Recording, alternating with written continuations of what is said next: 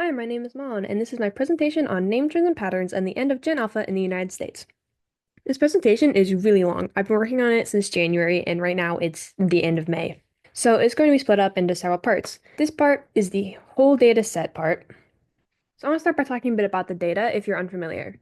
So this is US baby name data from the Social Security Administration, which you'll just see abbreviated to SSA. Territories are not included in this data set, but they are available separately. The dataset only includes names with five or more occurrences for in each year for privacy reasons. So all names is not technically all names, but it's over 90% depending on the year.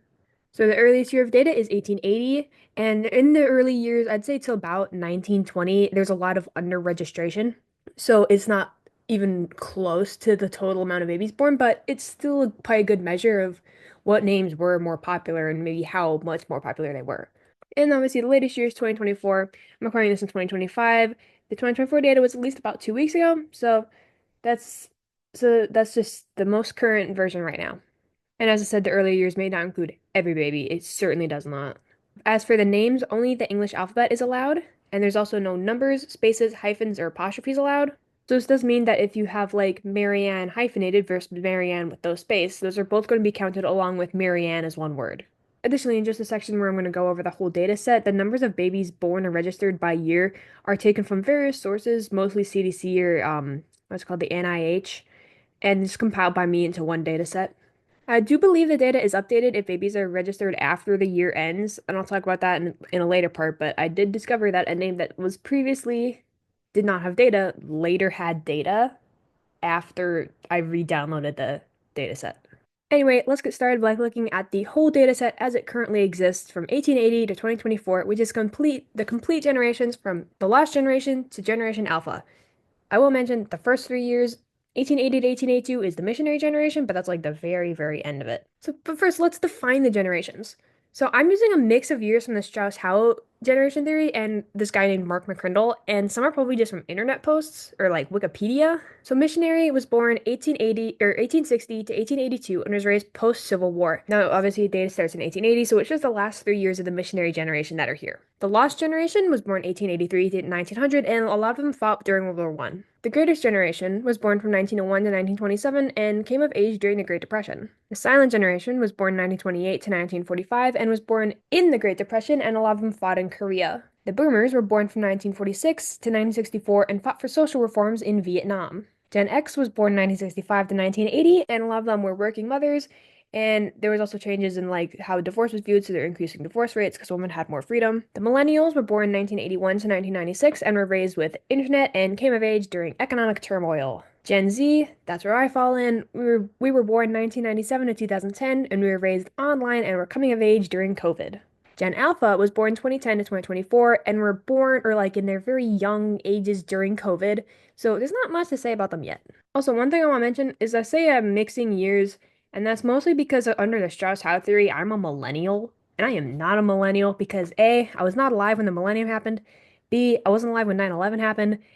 Also, I think they have the baby boom starting in 1943 or something, but you'll very clearly see on the next slide it was exactly 1946 that like it jumped up. So there are specific reasons why I'm using specific numbers, and it's mostly related to the number of babies born and the baby boomers and the fact that I am definitely not a millennial. So here's the number of babies in the data set per year by the male and female. So the Social Security Administration was created in 1935, so much of the data from before that is adults filing for Social Security and giving their names and birth years, which is why before that it's really like not necessarily unreliable because it does still tell us about the time, but it's not nearly as consistent as it is today.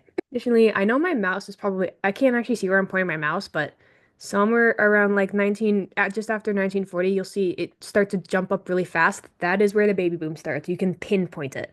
This is the number of babies by generation. So this is compiled from other data sets, including the CDC. The totals for prior to 1940 are calculated using the percent of babies given the top name and the number of babies given the top name because there's severe under-registration. And so the number born is technically the number registered, and the mean infant mortality prior to 1950 and after 1900 is calculated from the number of babies who reported as dying before their first birthday divided by the number of total babies. So I'm not going to read through all this, but if you look at the numbers, obviously the first couple years are a little shaky, but then And then obviously the number of babies peaked for the boomers and has gone up from Gen Z to Gen Alpha. The final data for 2024 is not out yet, so the 2024 was purely estimates to get the male and female born. I just multiplied it by 51.2, which has been consistently the ratio for the last many years. So this graph just shows the sex ratio by year. As I mentioned, there's been consistently more male births than female births. That's what the green line on the bottom shows. That's the percent of all births that are male, which is right around 51.2. And the purple line shows the percentage of all deaths under the first year that are male, which is, you can see is kind of disproportionately high for male babies. And I actually read a really interesting article about this. And male babies just have weaker immune systems at birth.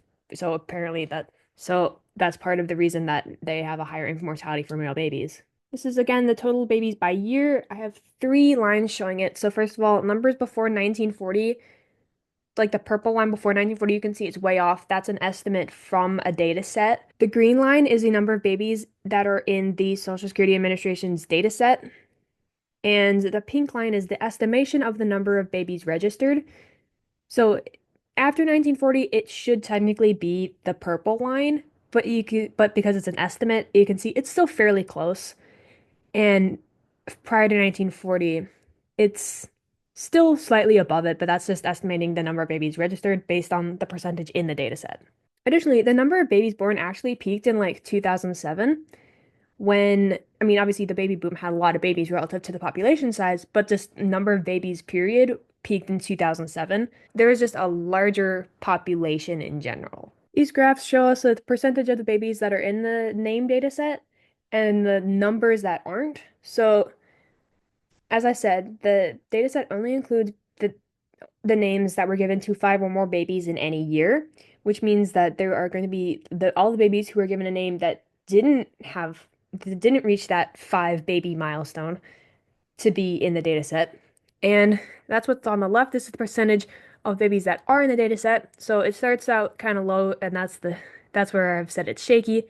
Peaks in the boomers, it was like a little over 98% of all babies registered had a name with five or more occurrences, which honestly just points towards like less originality when they're naming their kids. And maybe they were, and my theory is the boomers, or not the boomers, the like people, the parents of the boomers were just having so many babies so fast that they couldn't really think of a name, I guess.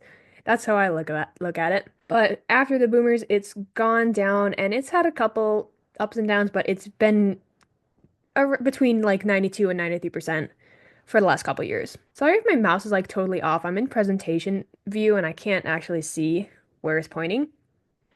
On the right is the number of babies given a name with less than five occurrences. So it's obviously pretty high at the start of the data set, and I think that's more so because of the very high under registration, which meant that the babies were registered were a small percent. So the less common names weren't as represented, meaning that there were probably just a lot of names that were like right around like three or four and just didn't make it into the data set. But there probably were still many more babies with that name that just weren't registered. And again, it's pretty low for the boomers. It's not actually the lowest just because of the population increase. This is the number, not the percent. And it's been steadily increasing over the last, actually, it's been steadily increasing since the boomers. Here we have the number of names per year. So as with the number of babies, there are under registration effects on the number of names early on. This jump around 1920, that's just every name you look up will have an increase there around 1920, or like leading into 1920, and that's just where there started to be a lot more consistent registration. But it's been steadily increasing. There's also been consistently more female names than male names. And I think that's due to the fact that maybe people are a little more creative in naming their daughters. So there's just more names. I also think people are more likely to spell their daughter's name in a weird way, even if it's like a normal name, like spelling Olivia with way too many letters. But the number of names peaked in 2008 for both, but it's been on a sharper decline for girls. This is the number of new names per year. So I only started after 1900, so the first 20 years are just kind of to establish a set of names. And then after that, I have the number of new names per year, which just means that these are names that have that in that year, that's how many names have just never been seen before in the data set. And it also peaked around 2008. I didn't actually look at what year it peaked in, but it's peaked around late Gen Z. And I think that might be due to the fact that people are just, as I said, the number of babies period peaked around late Gen Z. So there is just more names. People, that was the start of the trend of people spelling names wrong on purpose. This is the number of babies per name by year. I'm gonna be honest, I'm not entirely sure what this means. I was just thinking of things to graph and I thought this probably means something. I'm gonna again call this originality of names. It's very high for the boomers, especially for boys, which would interpret as meaning that when the boomers were born, their parents didn't name them very creatively and just kind of gave a lot of them the same names. And it was the same for girls, but it like less extreme. So when it peaks a little before 1960 for boys at over 450, I would think that that's like, for every name in the data set, there were like 450 baby boys. But compare that to like maybe 125 now. So it's like they were way less original for the boomers. This is the average length of names by year. So as you can see, girls' names tend to be longer. It's quite a bit above there. And so names with more syllables have become more common, but that doesn't necessarily make them have more letters. The biggest difference is actually in the 1970s, especially in the 1970s. And that is when names such as like Michelle, Jennifer, Kimberly, those were common for girls, but for boys they had like David and John and I don't know what else. But they were like shorter names for boys, which led to that big difference. And even, Kimberly is like one name, but there were probably people who spelled Kimberly differently or maybe chose names that were similar to Kimberly, but were different names, but were still longer. So it's kind of like that. Speaking of top names, let's look at the percent of female babies given the top name by year. And I'm also going to have labels show up with what each of the top names are. So as you can see, in the early days, it was very high. Over 7% of babies were named Mary. And it went up again around the 1920s, probably due to the sudden more registration. Then it went down again, and then obviously when there's a new name, there's a pretty big peak, and that name is Linda. That one rose pretty fast and then kind of fell pretty fast, quickly replaced again by Mary, which still continued downward. But again, this is percentages, so I think just people were being a little more original in how they were naming their babies over time. It went up again with Lisa in the 1960s. Then there was a pretty big jump into Jennifer, which lasted quite a while throughout like the entirety of the 70s pretty much and into the early 80s. Then there was Jessica for a period in the early 80s. Then Ashley, which lasted just 2 years in the number one from 1992 to 1993. I also want to mention Ashley and Jessica were like really even for a while at number one and number two. Then it was back to Jessica. And then for most of Gen Z, Emily was the number one name. Then for just 1 year was Emma, then Isabella, then Sophia, then Emma again for a little longer, and then Olivia, which has been the number one name since I think 2019. So Olivia is going pretty strong. This is just the top girls' names over time. So obviously Mary's in dark purple, that was on top for a really long time. Linda in darker blue had a very sharp increase and very sharp decrease. Mary was on top again for a while. Then Lisa came in. Jennifer had a very slow rise and kind of a steadier fall. If you look at Jessica in the lighter blue and Ashley in black, you can see they're like really, really close together for a while there. They were consistently popular at the same time. And then in recent years, then we had Emily in light purple, and then there's just a jumble of like Sophia, Isabella, Olivia, and Emma because those ones just kept switching back and forth. They were just way closer together overall. And if we look at the percent of the boys given the top male name by year, just from the get-go, there's a lot less variety because there's a lot less lines where it switched. But male names also started out really high at over 8% of boys were named John. That also decreased steadily until it was taken over by Robert. Robert held steady and then James came along. Then there was a blip when it was Robert again for like 1 year. Then it was Michael. Then there was a blip when it was David for 1 year. Then it was back to Michael for a while. It was Michael until the start of Gen Z when it switched to Jacob. Then a little after 2010, we got Noah. And then it's been Liam for the last couple of years. Much like the girls' names, it started out really high with way less originality when 8% of boys were named John, and it's ended at a little over 1%. I think it's around 1.2 now, are named Liam. So like the girls' names. There's just people are using more names and not as much like of the number one name. And again, if we look at a chart of the numbers of babies given those names, John, James, and Robert, obviously, they were all like top five in some order for a while. William was in there too. Interestingly, William has never been the number one name, but it has often been in the top three. John, James, and Robert all kind of increase together, occasionally switching with each other for number one. Then Michael comes. There's that blip you can just see in exactly 1960 is a blip where the yellow David line's on top. Then it's Michael for a really long time until Jacob, which is just a slightly more. Then Noah and Liam kind of have been they've been like one and two for the last couple years. Overall, I think that when we compare this to the girls' names, I think the girls' names are far more indicative of a certain time than boys' names. I mean, look how long Michael was the number one name. If you meet someone named Michael, there's like an I don't want to say equal chance because the percentages were different, but like it was the number one name for the boomers and for the start of Gen Z. But then when you look at the top girls' names for boomers, it was Lisa and then Emily for the start of Gen Z. So there's just a big difference there. It's more, the girl's name is more indicative of a time than the boy's name. There are a couple names that increased very suddenly, very quickly, and jumped into the top 1,000 out of seemingly nowhere, but not nowhere because there's generally a reason why it jumped up. But anyway, these are the biggest rank jumps into the top 1,000s. And I'm looking into the top 1,000 because when there are like over 10,000 names, once you get down to the bottom, you'll have like the bottom like 3,000 names will all be five. And if the Z name, and if a name starting with Z is at five and it's like the last name, and then suddenly the next year there's six of them, it's gonna look like it jumped up 3,000 places when really it kind of didn't, which is why I'm specifically looking at jumps into the top 1,000. So to start, female, the name Jasleen jumped 17,756 ranks to the 600th most popular name in 2007. And Jasleen is a modern combo of the name Jazz with the suffix lean and was the name of a Puerto Rican winner of America's Next Top Model in 2007. Next is Kurema, which jumped 12,862 ranks to 875 in 1993.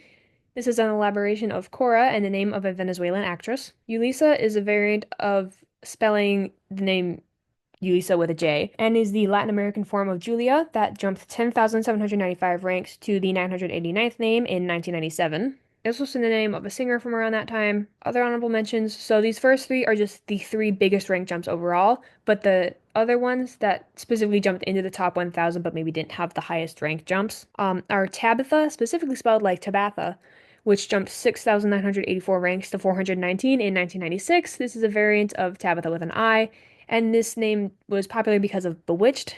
There's a character named Tabitha whose name was for a while spelt like that, and then they switched it to like Tabitha with an I. Aaliyah jumped 4,322 ranks to 202 in 1994. This is the feminine form of an Arabic name and the name of a singer who is known mononymically as Aaliyah. Next is Asia.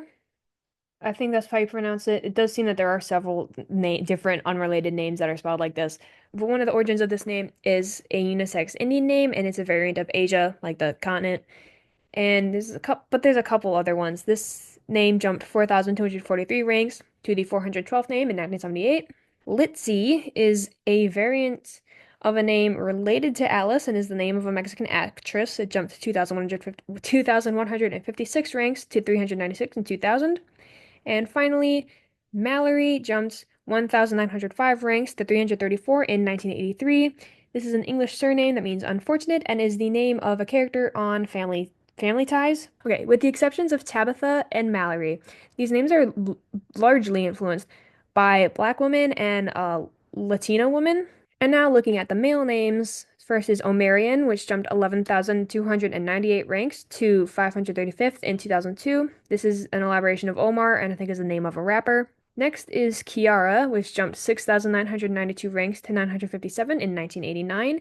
And every use of this name I can find is feminine, except that it is uncommonly used as a male name in Japan. I'm sure something triggered this. You don't just jump 6,000 ranks, 7,000 ranks in a year, but I can't really find any reason for that. Next is Delvin, a variant of Delvin, which is just kind of a name that rhymes with Kelvin. That jumped 6,541 ranks to 923 in 1992. So again, These top three are just the biggest overall, and now on to the ones that specifically went into the top 1,000. Jaheim, which went 6,078 ranks to 437 in 2001. This is the name of a rapper and R&B singer. Next is LeVar, spelled specifically like that, 5,620 ranks to 486 in 1997, which is a variant of the name LeVar with an E, like LeVar Burton, and the meaning of it is kind of unknown. Next is Tevin, which is an invented name that rhymes with other names and is also the name of a singer. I think Tevin rhymes with Kevin. Tevin and Devin and Kevin, they all rhyme. They're all popular. Next is Elion, which jumped 2,984 ranks to 426 in 2000. This is the Dutch version of names like Elijah, but it's also the name, yeah, this is the name of a boy from a part of a high-profile case in 1999, so it's probably that one, given that it jumped into 2000. The boy in that case, he was like 6 at the time. He was Cuban, so there was like a thing accent mark on the A, but that doesn't show up in SSA data. And finally is Demond, which is a variant of De plus Mont. It jumped 2,804 ranks to 391 in 1972. So looking at the boys overall, this is also largely influenced by Black men and Latino men. That's it for this video. Thanks for watching. I hope you enjoyed this and learned something. If you want to watch the other videos in this presentation, I will link them in the description.